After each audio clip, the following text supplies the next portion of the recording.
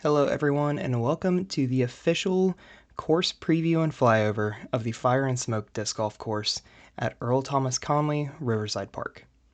This flyover is proudly brought to you by us here at CRDG Productions, your source of all disc golf productions and media here in Southern Ohio. Follow us here on the YouTube channel, that way you can see more. The Fire and Smoke Disc Golf Course falls under the Southern Ohio Disc Golf Association umbrella and is proudly maintained by our very own Bean crew. These guys are out here working day in and day out to make sure this course stays in pristine condition at all times, and it would not be the gym that it is without all of their help. Fire and Smoke is a new 18-hole redesign of the original 9-hole Earl Thomas Conley Riverside Disc Golf Course. It was redesigned and established in 2023 by Austin Scott and Cole Tackett. Coming in at just under 5,800 feet, this par 56 track is a open park-style course with very few technical wooded holes. Nestled on an old floodplain between the banks of the Ohio River and the foothills of the Appalachian Mountains, Earl Thomas Conley Riverside Park is a very large multi-purpose park that has a lot of amenities for its guests, including rentable shelter houses like the large one you can see on the left and some smaller ones, a paved walking and bicycle path, basketball and volleyball courts, pickleball and tennis courts, a large enclosed playground, a splash pad you can see at the top of the frame right here for the summertime months when it gets really warm, as well as baseball fields and a certified AMA airfield if remote-controlled aeronautics and flight are your thing. Now it is worth noting that as of time of recording, this course still has natural tee pads, but permanent concrete tee pads are being installed very soon by our hardworking parks department.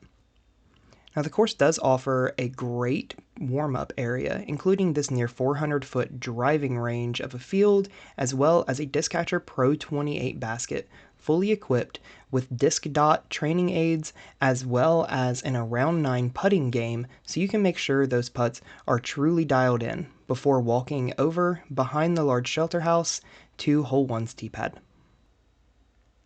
So hole 1 is a 368-foot par 3 playing just past the corner of the walking path that does play casual.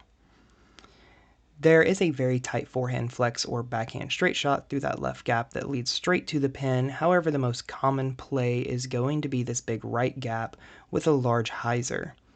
Big arms can get the distance to attack for the 2, but most players are going to essentially land right here and have a very easy, wide open upshot for a drop-in par. There is no true OB on this hole, however the danger lies in going either too left or too long. That bean field can get rough in the summer months whenever it grows up, and lost discs are really common. And the green does slope down toward that field, so an errant upshot might lead you down there with a very long comeback putt if you can find your disc. So hole number 2 is a 361-foot par 3 with OB on or over the path on the left as well as long and over the baseball outfield fence on the right-hand side. So as you stretch up this fairway, it actually does bottleneck as it approaches the green here at the corner of the walking path over to that outfield fence. It does get pretty narrow, so if you don't have the arm to get all the way there reliably, then definitely lay up short of that to the wide area of the fairway and pitch up for the easy par. Now those of us with the arm power to get all the way there, you do have a pretty significant bailout area over to the left-hand side of the pin. In case you don't want to mess with that fence very much, you can hyzer out over there and have a longer putt. However, do be aware that the prevailing wind on this course generally is a headwind on this hole, which could flip and hold you over and land you out of bounds over that fence. Weigh the risk and go for it if you want to. Alright, hole 3 is a 386-foot par 3 with the bean field on both the left and right hand side of the hole this time. Now, whether you throw a forehand or a backhand, the big key here is to make sure you don't get anything too turned over. Try to stay over the grass for most, if not all, of the flight if you can. The prevailing wind, like on the last hole, is going to generally be some sort of headwind. So whatever you throw, trust that it's not going to flip over too much and stay over into the beans and land back in the grass. Now, it is worth mentioning that this area of the course has the most skippy ground of the entire park, for that matter. So ground play is something that definitely needs considered before you throw your shot.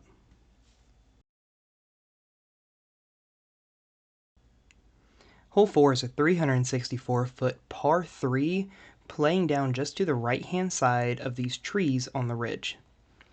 Now, unlike the last few holes, you're actually going to want to throw out over the beans here and really trust your disc. You want something that's going to be able to hang on over top of them for a while, but still have the stability at the end to fight back. Now, the trust is going to be key because you're going to want to land somewhere down here on the flat and hard pack. That way you can skip up to the basket placement that's on this side hill. If you don't trust your disc enough, it will hit on the side hill and very likely skip up onto that ridge and down over the other side into the beans on that side. Between the typically prevailing headwind, the poor footing, the very high floor, and the trees you have to contend with, saving a par from that side is nearly impossible. Hole 5 is our first sub 300-foot hole, coming in at 267 feet as a par 3, and it is also the first hole on the course that requires a legitimate gap hit. Whether you throw a putter, mid-range, or fairway driver, the key is going to be throwing something with no turn and no fade, because a dead straight flight is exactly what you want here. Now, once you start getting up off of the dirt and into the grass, this ground actually gets very grabby, so you're not going to get a lot of ground play. So the key is to land on the ground just past this last tree on the left right here, and work your way up to give yourself an easy putt. But beware, there is danger on all sides of this hole. If you kick right, you're not going to have any line directly back to the basket, and a kick left will likely lead you to the same result. If you do ace run it, you can be punished very easily, either going over the hill long to the right and having a very long putt, or leaking into this little bunker of brush just to the left-hand side and not having a putt at all. Hole 6, coming in at 420 feet, is our first of 2 par 4s and also our first true multi-shot hole.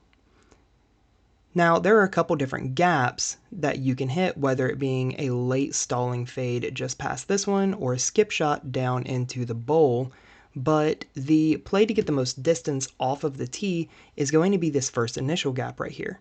You're going to want to hug something just to the right of these trees here, and then just to the left of this one that we're getting ready to pass. That way you hit this gap right here. Now, as soon as you clear this gap, you're going to want to have picked a disc that's going to be fading fairly hard.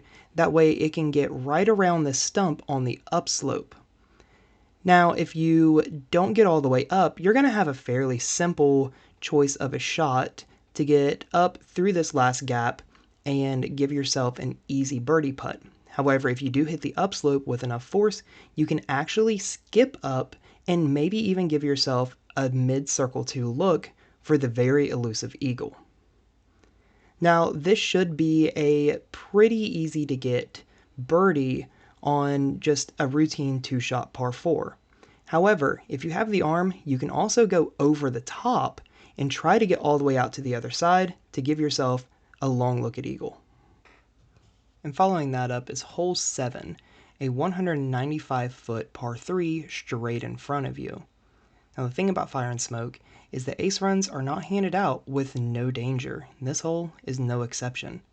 Just long of the basket is the bank line, which leads down to the Ohio River, and the bank itself plays out of bounds. So if you play it for a 2, this can be a routine birdie to add to the scorecard. Just land short and scoot your way up to the pin, give yourself an easy putt. However, it's also a very nice ace to try to get. After all, it is right there in front of you. What's stopping you? Hole number 8 is a 292-foot par 3 with a couple distinct ways of attack. Now the only OB on this hole is the bank line on the right hand side, but the basket sits less than 20 feet away from that OB line up on the green, so you're going to want to be very precise when you choose to attack. Now there is a backhand line just to the right hand side of this V tree on the right side of the frame right now. You'll want to get out and around and hug tight to it to try to get a little ground play back up to the pin and possibly even an ace run. That line is definitely going to get you closer if you can execute it time and time again. However, the more conservative throw is either a big righty forehand or lefty backhand hyzer out safely over all the grass on the left-hand side. If you have the power on the forehand, this is definitely the shot because you don't mess with that bank line and the out of bounds that comes with it. Wrapping up our front 9 is the second of the 2 par 4s and easily the longest hole on the course. Hole 9 will tee off up off of this slight plateau, downhill, and over this long, flat, meticulously manicured fairway, which has some pretty awesome mow lines, if I do say so myself. Whether you throw forehand or backhand, the key here is just getting distance and landing in the short stuff. The bank on the right-hand side, again, is out of bounds, and the beans on the left, the further you get in the summer, increases the danger of not finding your disc if you go that far. Right about here is where most of the really long drives land, though it's not unheard of to get yourself up into eagle throw-in territory. Your upshot again will be a fairly routine throw. Just bear in mind not to hyzer anything off too early to the left and end up in the beans, or hang it out too far to the right, catching a limb and either dropping you short and losing distance, or kicking you over the bank out of bounds. Leave yourself with a short putt and an easy birdie to add to the card, and then hop on over to the back 9, where you can start expecting a couple more wooded holes, some technical shots, and some shot shaping that's actually going to make you earn those birdies. Alright, coming off the longest hole on the course, we're coming into hole 10, a little ace run at 185 feet. Now this is going to be right there in front of you. You can see it pretty well off the tee. It's going to be a straight shot, aiming just over this stump, and trying to fade back to the left just a little bit with the righty backhand right into the basket. Now, you do have 2 pretty distinct choices here with either the ace run or the layup for the birdie play. The ace run is going to be tricky because of the initial low ceiling as well as the elevated basket, so if you're really going for the ace here, you're going to have to fully commit and accept that if you do miss, you're going to have a really long comeback. Now, don't get me wrong, the birdie play is not that easy either, because if you get yourself to pin high and either directly to the left or right, you're going to have this view right about now of the basket. So even if you are opting to lay up, you better place it just right so you still have a good birdie putt.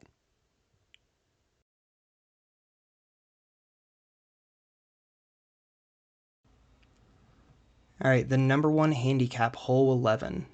Coming at 361 feet, this is a hero's birdie of a par 3.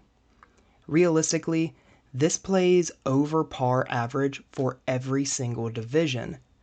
So, take your choice. Do you want to try to etch your name in immortality as one of the few who's ever picked up the 2 on this hole, or do you want to just take the 3 and just move on? If you decide on the latter, laying up to this initial gap right here, and then laying up again to the basket for an easy putt is going to be your choice.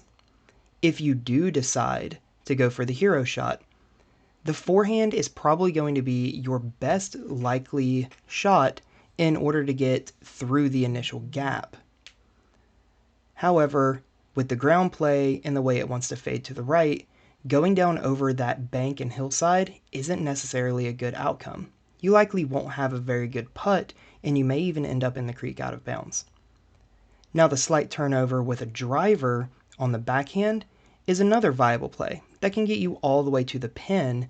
However, if you do clip a tree, getting sent over to the left out of the trees and into the bean field, bogey is going to be absolute best case scenario. Choose wisely. Moving on to hole 12, a 212-foot par 3 that again is kind of a dangerous but aceable hole. Going straight at it with the backhand is the straightforward option for this, and as long as you can continue moving through this gauntlet of tree gaps, you're going to be going right at the pin. The only thing is a kick left into the junk is not a good idea. Kicking right could put you down over the bank in OB, and getting clean but going long is going to leave you with a terribly long putt. The other option is a forehand out over the gravel path, skipping through this last bunker of trees on the left to give you a C1 if not park job for an easy putt and birdie before moving on to 13 and coming out of the woods. An uphill 273-foot par 3 playing closer to 300 feet, hole 13 is a dealer's choice off the tee. You can either play something off to the left that's either going to turn or spike depending on your throw, back into the green, something straight at it, or even a hyzer over top the trees to the right. These are all in play. Just make sure you know what the wind is doing out away from the tee, because that area is really guarded from the conditions up on the green, and generally they're pretty different. Try not to sail too far into the field, because the wind up here can make putting a little difficult. It should still be a pretty gettable birdie, so go ahead, get it close, knock it in, and go on to the next one. Alright, hole 14, 310-foot par 3. This is, again, one of the more difficult par 3s on the course, and is going to be actually a rather demanding shot to get there with either the backhand turnover or the forehand, either of which are going to require a decent throw, as well as some pretty pinpoint placement to give yourself a good putt. Now, these wooden posts you see on the left-hand side are going to play as out of bounds, so anything over those will be OB. And you're not going to want to go over to the right down into the brush either, because it's really thick and you're probably not going to have a shot back toward the basket. At best, likely just a pitch back up to the fairway with a bogey at best situation. Now, the large dirt mound right in front of the basket is going to be the biggest thing to contend with here, but if you can plant something just on the other side of it, give yourself a good putt, walk off with a good birdie. Coming in at 164 feet, hole 15 is the shortest hole on the course. With the OB line still being out at that wood post on the left-hand side, it doesn't really come into play. Now the drone is going to take you through the most technical gap, however there is still the big forehand or giant backhand turnover around the left side of the fairway. However, the most direct line to the basket is going to be this right-hand tight gap. Whether you throw a forehand turnover, trying to lace it all the way in, or a backhand to get it to glide up or even take a little skip to the pin, you're going to have to be deadly accurate. Any kickoff of those trees is likely sending you into the rough on the right-hand side, which is nearly impossible to navigate its way out of. It might be the shortest hole in the course, but is by far not the easiest, still requiring a lot of technicality. And on to hole 16, a 400-foot par 3. This is the longest of the par 3s on the course, and its difficulty comes with being accurate at distance. There's nothing in the way on this hole, and you can pretty well do whatever you want here. Forehand, backhand, overhand, roller, it doesn't matter. The hole is straight out in front of you with no conceivable danger really in any direction. So, what's the catch? You just have to be pinpoint accurate at 400 feet. That's the difficulty. If you want to break this up into 2 shots, take the easy par, absolutely go for it. But if you got the arm, definitely try to get out there to get the birdie and a stroke on a lot of people.